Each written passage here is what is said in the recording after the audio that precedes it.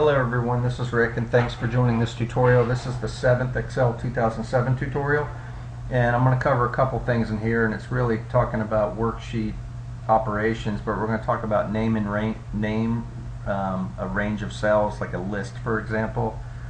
Talk about data validation, which is a way of validating the data that is put into cells, making users conform to the appropriate data entry. We're going to talk about how to hide a worksheet and also how to protect a workbook.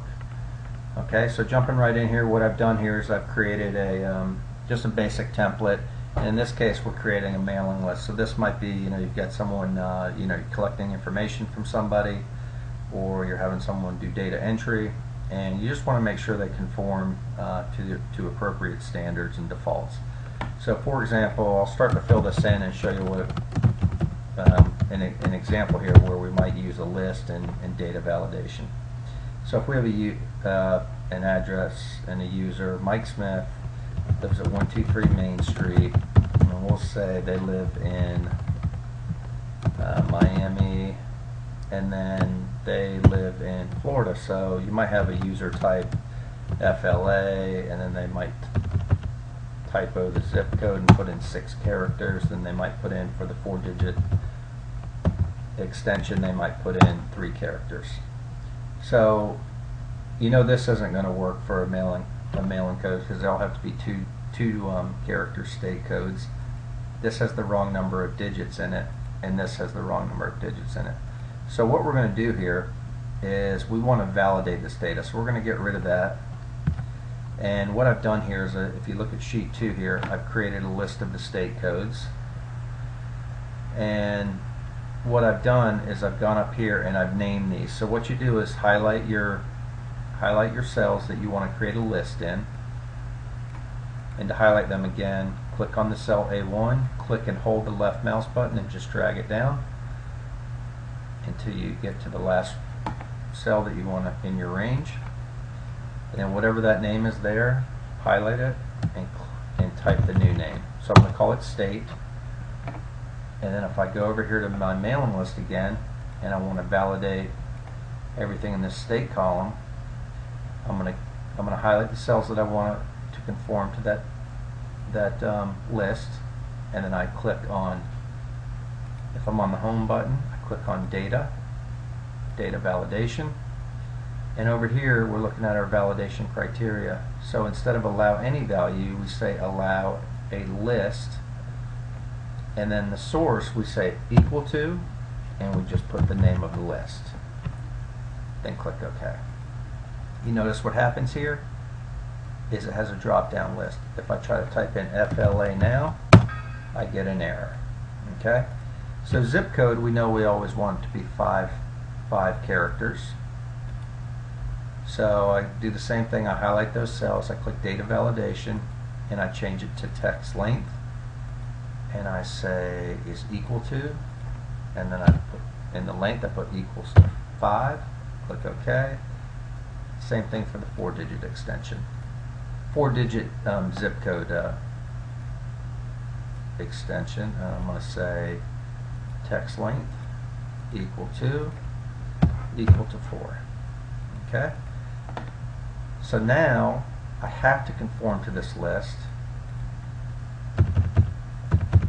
If I typo the number of characters, it gives me an error, so this is going to reduce your data entry errors. And then also same thing here. So I have 4 characters. If I were to do 5 characters, I would get an error. Okay?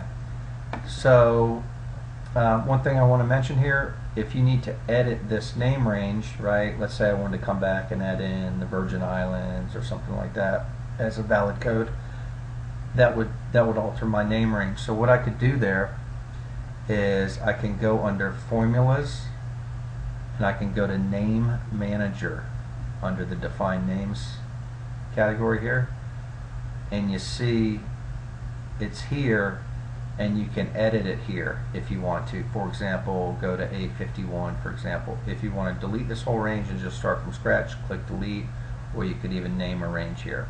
Okay. Next thing I wanted to show you is if you're taking this sheet and now you're going to mail it to somebody or put it on a server drive or whatever and have people use it, you might have this list over here, and you might have another list of other valid information, another list, and so forth. So you might not want them to see this sheet here. So what you can do is right click it and say hide, and it will just hide that sheet. But you can see it's still there, it's still valid. Okay. To unhide it, it's very simple. You click, let me do that again. You right click on the existing sheet and just say unhide, and it will ask you what you want to unhide as far as sheets go. Alright? So one other thing I wanted to point out is there is another way to hide a sheet that would be lock them down more, but to unhide it would require some Visual Basic for applications that we'll touch on much later in another lesson. Okay, so but for right now, I just want to show you how to do a basic hide of that sheet. And then the last thing that I want to show you is, I'm going to go ahead and hide this again, is if you want to protect this sheet, what you can do is go to Review, protect the workbook. Password's optional, so I'll type a short password. We're going to go ahead in this case check the structure option and click OK. And it's going to ask you for the password again. Say OK.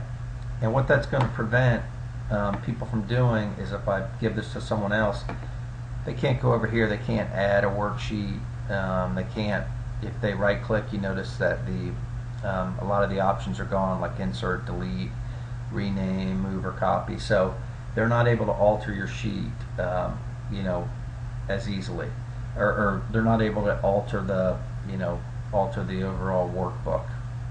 They can still go in and type all their data and so forth in here, but they can't go and add worksheets or delete them for that matter. So one other quick note about this is I wouldn't take this as valid protection for very sensitive data, credit cards, social security numbers, things like that, because those passwords could be cracked in Excel. So I think that's about it for what I wanted to show you today, and thanks for joining, and don't forget to subscribe. I'm going to be adding a lot more Excel videos soon.